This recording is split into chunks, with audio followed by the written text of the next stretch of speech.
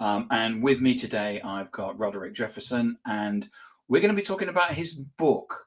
He has a new book out, which is called Stroke of Success. And as I was just saying before we went live, it is pretty much a miracle that Roderick is actually here today. And we're going to talk about that in more detail. And because we are going to, there's a particular chapter where we're going to talk about it in more detail. But anyway, Roderick, where can people find you? First of all, Tim, thanks for having me, man. It's been so long since we had a chance to connect, and I have been so excited about catching up with you today, mate. To answer your question, I always say if you can't find me on social media, you're not really trying. You're not, yeah. I agree. On LinkedIn at Roderick Jefferson, at my website, roderickjefferson.com, on YouTube, Roderick Jefferson, or on Instagram, Roderick_J_associate. Tim, I had to do my name because after the stroke, I needed something really simple that even I could remember. So, you've called the book Stroke of Success, and I've read it, and it is, I mean, it's autobiographical about you and what happened to you. So why don't you tell us what inspired you to write the book, and what the title means to you, both literally and metaphorically? Absolutely. So let's start at the beginning. Why did I write the book? I wrote it for other people. As you read the book, you'll see quickly, this is not a rah-rah, look at me and how successful I was and what I've done. And it's not even an autobiography. And it's certainly not a memoir. I wrote it more so people can see what happens when we get to that level of success. I was there in corporate for 30 years, Siebel, eBay, HP, Oracle, Salesforce, etc. Had the huge organizations. I'm flying around on corporate jets and corporate helicopters. I'm living what by most would say was success. Here's the problem. I neglected taking care of myself and my family. I've always believed that my role here as a man is to provide and protect for my family. And I revel in that so much that I think my ego took over, and it became not about just taking care of them, but what I was getting out of this as well, which isn't a bad thing, but at that level it was. And I'll give an example. I was flying around all over the world constantly. I missed my daughter's 8th grade graduation. I missed my son's dance competitions. He won a national championship. I missed hanging out with my wife, just being on the couch. And I remember in between flights, I had flown home and I was just craving some greasy tacos because I had been doing hotel food, right? And I said, can we get tacos? Or to my wife, will you make tacos? And my son looks at me and he says, Dad, Tuesday's shake and bake night. And I went, oh my God, there's a whole life that they have without me. And so next step was, what do I hope folks get out of this thing? Without balance and without self-care, if you don't slow down, your body will slow you down. And unfortunately, it took a catastrophic stroke for me to slow down. And I tell this story again and again because if I can just help one or two people not go through what I went through, I think we're solid. Now, you think, oh, I may never have a stroke. Ha ha, contraire. According to the American Stroke Society, 1 out of every 4 adults over the age of 25 will incur a stroke at some point. This was my second one, and I didn't even realize I had the first one, Tim. Right. Okay. Right. Yeah. My partner's husband, he's no longer with us, but he had a stroke at 39, and she was his permanent carer. So when I was explaining the book to her, as I usually do when I'm reading the books, and I explain that, she has an understanding of the situation. Anyway, you spent your career helping others climb the ladder of success. At what point did you realize that the climb was costing you more than you were giving back? 4 years ago. And as we were talking in the green room before this, most see me and they would never even believe the things that we're just about to talk about, because I don't think that I look like what I've been through. Thank God. Otherwise, I'd have all kinds of scrapes and sores all over me. 4 years ago, October 28th, in the middle of the height of COVID, I was preparing for a sales kickoff in Los Angeles. I live in San Francisco Bay Area, and that's going to become important in just a moment. I went to sleep as any night. We had walked the property, you taste the food, you check out the rooms, the typical things you do for an SKO. I had done it 20, 30 times, but this one was different. I was exhausted beyond the point of just, I'm really tired or I've been traveling so much. This was a level of exhaustion I had never felt, to the point to where we were having dinner and I remember looking up and my head was down on the table. It was almost as though I had narcolepsy. I just fell asleep in the middle of a sentence. And it was a bit frightening for the folks at the table because they looked at me like, are you okay? Everything all right? I'm like, yeah, why? I didn't even realize I had blanked out. I said, I'm really tired. I'm going to go to bed. I go to bed. I wake up the next day just like it's a regular everyday Thursday, right? But interestingly enough, whenever I'm on the road, my wife and I always connect. What's going on with the family? How are the kids? What's your day look like? What I heard inside my brain sounded like us talking right now. What she heard was gibberish, and I could hear the fear in her voice. And she said, babe, you don't sound right. Tell me something. Say your ABCs for me. And I'm like, babe, you've got to be kidding. A, B, X, W, Q, Y, R. Fine. Count to 10 for me. Really? You want me to count? 1, 2, 12, 56, 12, 14, 63. She's like, what's your middle name? I said, I don't know. And now it's starting to scare me. And so she says, jump on FaceTime. I need to see you. I want to make sure that your face isn't drooping. And when she saw me, I don't know what she saw, but instantly I can see her eyes. Something's wrong. She's like, babe, I need you to call Tim Carlson. Tim was a director on my team back when I was in corporate. She said, call Tim. You're having a stroke, and I need you to get to the emergency room right away. Thankfully, she pushed me and nudged me because I'm the typical guy. I would have been like, I'm okay. I'll go to my meetings and I'll go check later. Well, fast forward, they take me directly to the emergency room. And the normal heart squeezes at between 65 and 75% on average.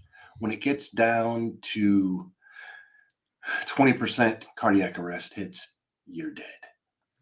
Tim, when I rolled into the emergency room, I was at 22% heart function. They gave me a 2% chance to live. You also had a heart condition, didn't you? Yes, I did. I have a condition called hypertrophic cardiomyopathy. In essence, I've got a really big heart, Tim, really big, right? But there's an additional piece. I was a high-level athlete, played football, basketball, had run track through high school and college.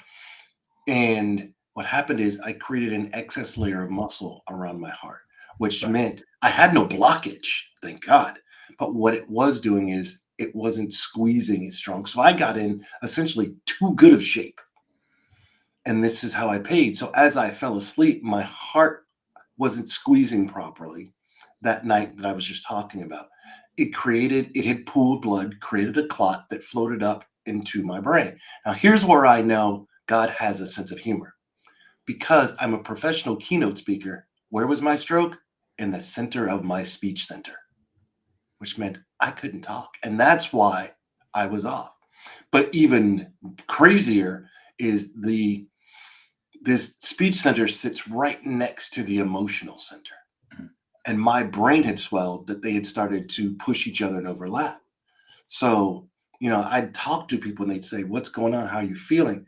I had a stroke, and I would just gush and break into tears. I have no problem showing emotion, but that wasn't me prior to the stroke. Afterwards, all bets are off and everything changed. So you also talk in the book about when you were lying in hospital bed, because there was if I recall, that there was a number of things that happened and you ended up in a hospital bed. Absolutely. So fast forward from being in LA, why I don't know, but they released me from the emergency room in less than 2 hours, which is a miracle within itself in America, as we know. I flew from Los Angeles all the way up to Oakland. Cabin pressure, altitude, mid-stroke.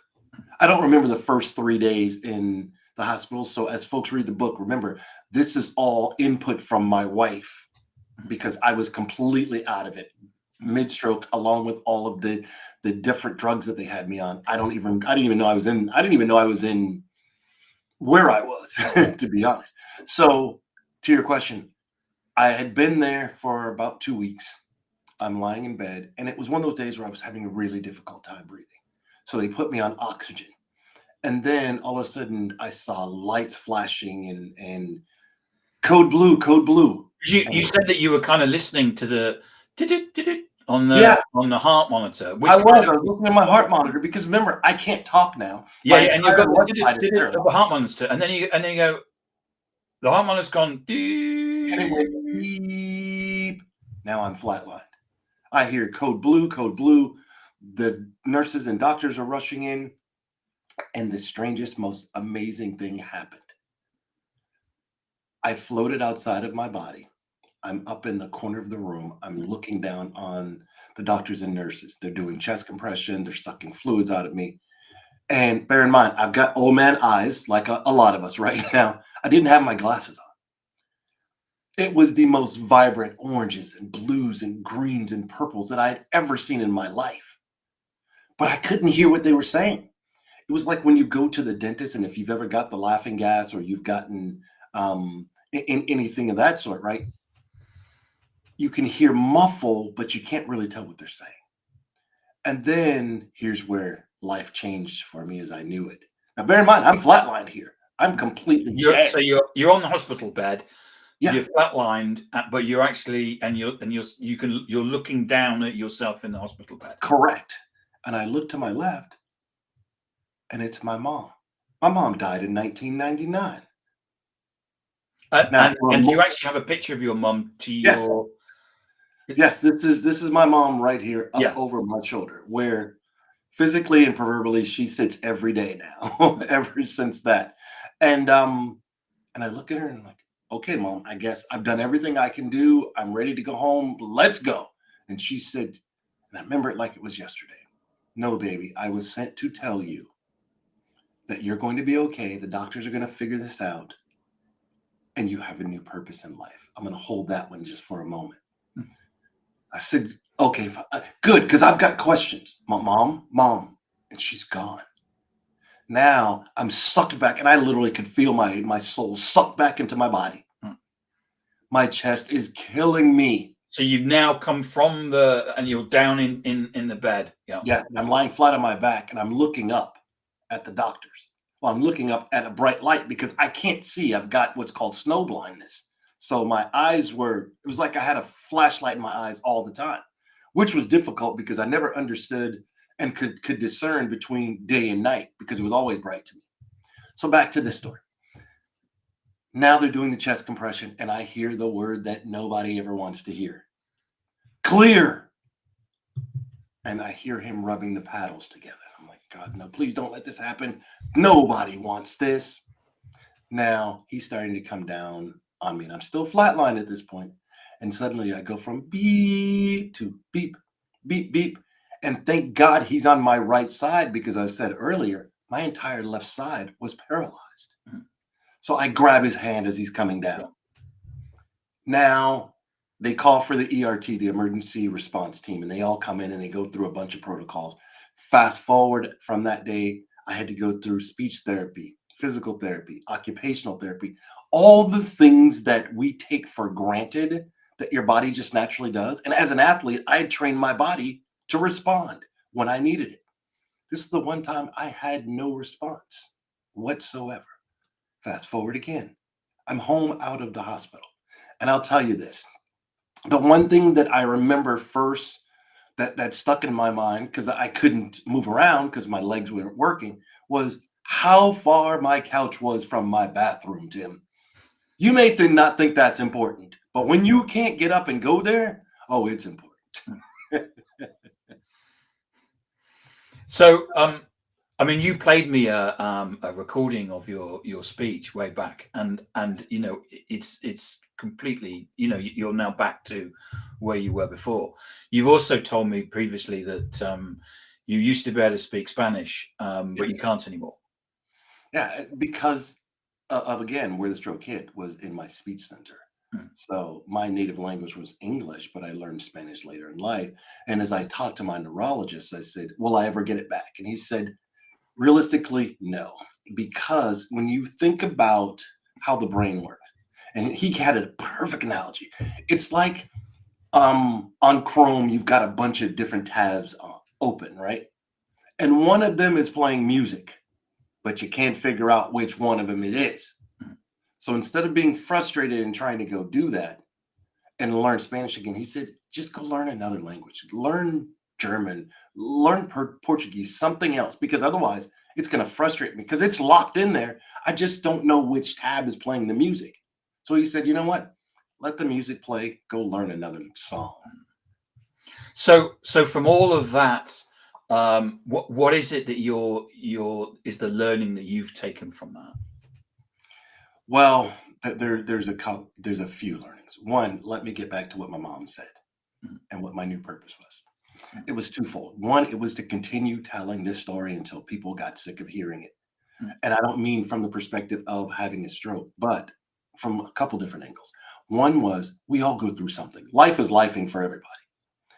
My goal is to teach people how to take those missteps in life and turning into stepping stones and move forward. The other piece is take care of yourself mentally, physically, emotionally, psychologically, because if you don't, your body will shut you down. And the other thing she said was, I have to now go back and every single day give one smile to someone who would not have had it had I not incurred them. But she was very specific. Mm. She said, the invisible people. That's the people that check you in at the hotel. That's the valet that parks your car. That's the waiter and waitress that takes care of you. That's the people at the airport in the TSA line, which Yep. is extremely important right now that they get a smile. Believe me, because they're doing this and not even getting paid. Yeah. But she said, you've got to give that smile out to the world. And so every single day I am focused on finding new people that I can give a smile to. But more importantly, that I can talk to people about tenacity, grit, resilience, perseverance, and how those aren't just words to me anymore, but it's things I live by. And if I can help other people, I mean, and look, I may not be able to make life easier for someone that's watching or listening to you, but my hope is that by listening and seeing this, that I can make it just a little better today. You talk also a lot in the book about stroke and how to notice that someone's having a stroke and that as well, don't you? Which I think is really important as well. Absolutely. So as you walk through, it's an acronym called FAST. Mm. Right. First, you look, is their face drooping? All right. Second is you have them lift your arms because once you have a stroke, you're imbalanced and one's going to lift generally and one won't be able to move. Right. And I just lost the S. Sorry. It'll come back to me.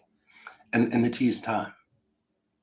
Because what I've realized that is when you have a stroke, there's a 2-hour window by which they can actually inject a clot buster medication that'll actually break it up. They couldn't use it on me because I had my stroke while I was asleep, which, by the way, 98% of sleep stroke victims never wake up. Mm. So it's important that you know how to diagnose. Again, my wife diagnosed it over FaceTime. And you have a granddaughter as well, which is your Yes, I do. I have a purpose as well. 14-month-old granddaughter now, and she makes my heart smile and my soul smile every day. And I couldn't imagine not being here because no matter how tired I am or having an off day, when I hear, love you, Grandpa, oh, everything else melts away. Mm. Fantastic.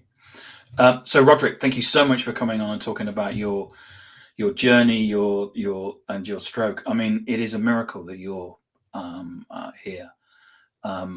And it's a great book, not just to learn about stroke, but to understand your journey. Because, as you say,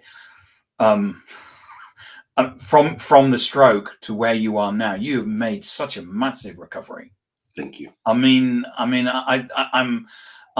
speechless, really, in terms of, I had to put the book down a couple of times because I just couldn't believe, it's like, oh my God.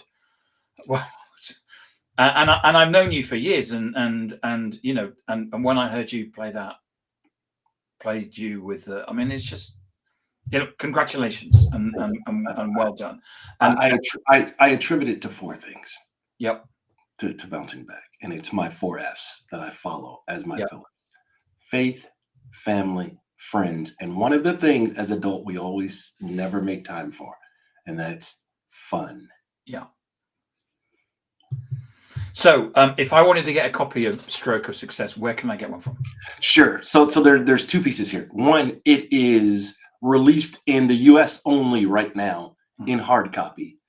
On January 13th, I'm going to actually do my global virtual book release, and that will be the ebook, all the others, January 13th, 2026. But if you're in the States, you can actually get a signed hard copy right now by going to roderickjefferson.com, and I'll sign it, my team will ship it out to you.